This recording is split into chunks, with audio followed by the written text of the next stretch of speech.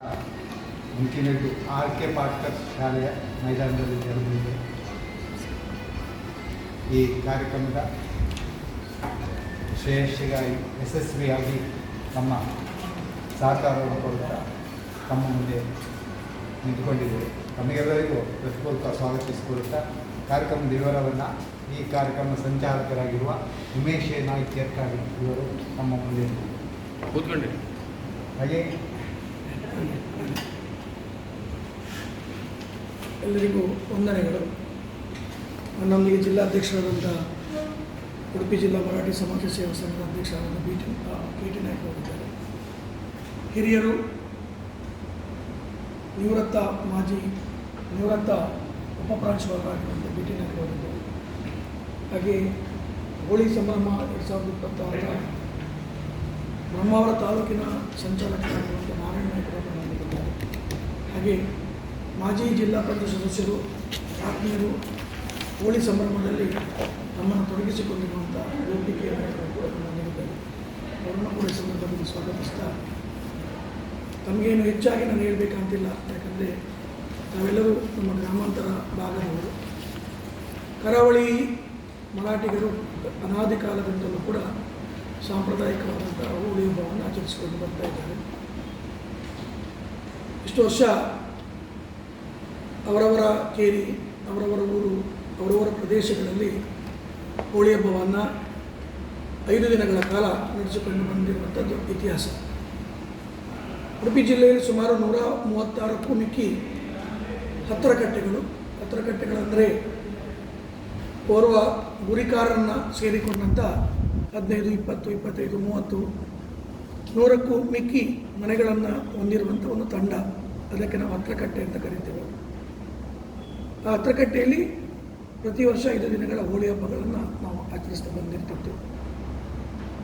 ಕಳೆದ 2-3 ವರ್ಷಗಳಿಂದ ನಾವೆಲ್ಲರೂ ಒಂದೇ ಮೈದಾನದಲ್ಲಿ ಸೇರಬೇಕು, ನಾವು ಆಚರಿಸಿರುವಂಥ ಹೋಳಿ ಇಡೀ ವಿಶ್ವಕ್ಕೆ ಪ್ರಸರಿಸಬೇಕು, ಇಡೀ ವಿಶ್ವ ಇದನ್ನು ನೋಡಬೇಕು, ನಮ್ಮ ಸಂಪ್ರದಾಯ ಇನ್ನೂ ಜೀವಂತವಾಗಿದೆ ಎಂಬುದರ ಬಗ್ಗೆ ನಾವು ಅವರಿಗೆ ತಿಳಿಸಬೇಕು.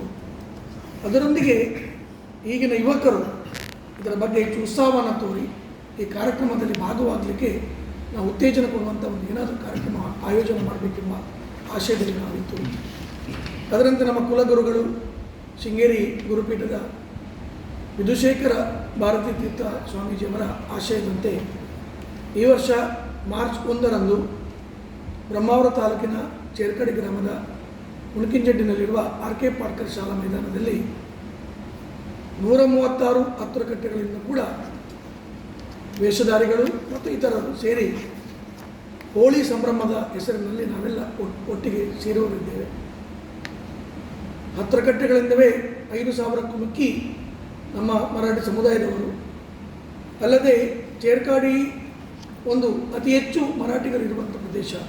ನಮಗೆ ಗೊತ್ತಿದೆ, 65% ಜನಸಂಖ್ಯೆ ಚೇರ್ಕಾಡಿಯಲ್ಲಿ ಮರಾಠಿ ಸಮುದಾಯದವರಿದ್ದಾರೆ. ಅದೊಂದು ತ್ರಿವೇಣಿ ಸಂಗಮ. ಚೇರ್ಕಡಿ ಗ್ರಾಮದ RK ಪಾಟ್ಕರ್ ಶಾಲೆ, ಎದುರು ಭಾಗದಲ್ಲಿ ಆರೂರು ಗ್ರಾಮ, ಬಲಭಾಗದಲ್ಲಿ ನೀಲಾವರ ಗ್ರಾಮವಿದೆ. ಅಲ್ಲಿಯೂ ಕೂಡ ಮರಾಠಿಗರ ಸಂಖ್ಯೆ ಹೆಚ್ಚಿದೆ.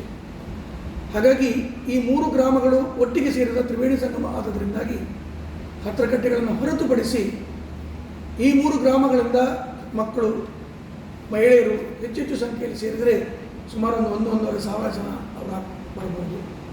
ಅಲ್ಲಿಗೊಂದು 6,000 ಜನ ಆಯಿತು.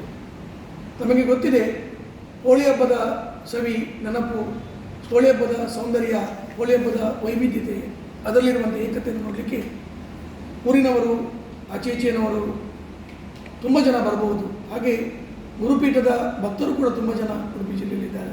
ಅವರೊಂದು 2,000 ಜನ ಬಂದರೆ ಸುಮಾರು 8,000 to 10,000 ಜನ ಆ ಮೈದಾನದಲ್ಲಿ ಸೇರುವ ಸಾಧ್ಯತೆ ಇದೆ. ಹಾಗಾಗಿ ಅದಕ್ಕೆ ಪೂರ್ವ ಸಿದ್ಧತೆಗಳನ್ನು ಈಗಾಗಲೇ ಮೈದಾನದಲ್ಲಿ ನಾವು ಮಾಡಿದ್ದೇವೆ.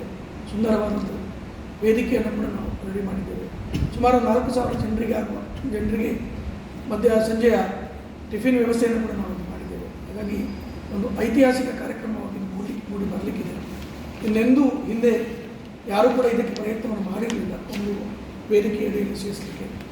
ಆದರೆ ಈ ಬಾರಿ ನಾವು ಮನಸ್ಸು ಮಾಡಿ ಉಡುಪಿ ಜಿಲ್ಲಾ ಮರಾಠಿ ಸಮಾಜ ಸೇವಾ ಸಂಘದ ನೇತೃತ್ವದಲ್ಲಿ ಕಾರ್ಯಕ್ರಮವನ್ನು ನಾವು ಆಯೋಜನೆ ಮಾಡಲಿಕ್ಕೆ ಮುಂದಾಗಿದ್ದೇವೆ.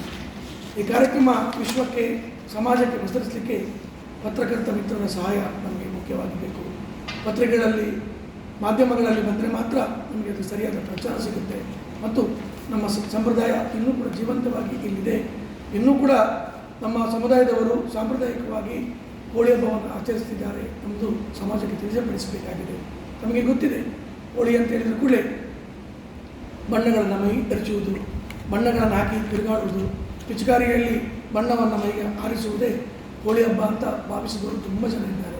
ಅದರ ನಡುವಿನಲ್ಲಿ ಸಾಂಪ್ರದಾಯಿಕವಾಗಿ ಹೋಳಿ ಹಬ್ಬ ಆಚರಿಸುವುದು ಕೂಡ ಕರಾವಳಿ ಭಾಗದಲ್ಲಿ ಮರಾಠಿಗರು ಇದ್ದಾರೆ ಎಂಬುದನ್ನು ನಮಗೆ ತಿಳಿಯಪಡಿಸುವಂಥ ಕೆಲಸಕ್ಕೆ ತಮ್ಮ ಪ್ರೋತ್ಸಾಹ, ತಮ್ಮ ಸಹಾಯ ನಮಗಿರಲಿ ಅಂತ ಆಶಿಸ್ತಾ ನನ್ನ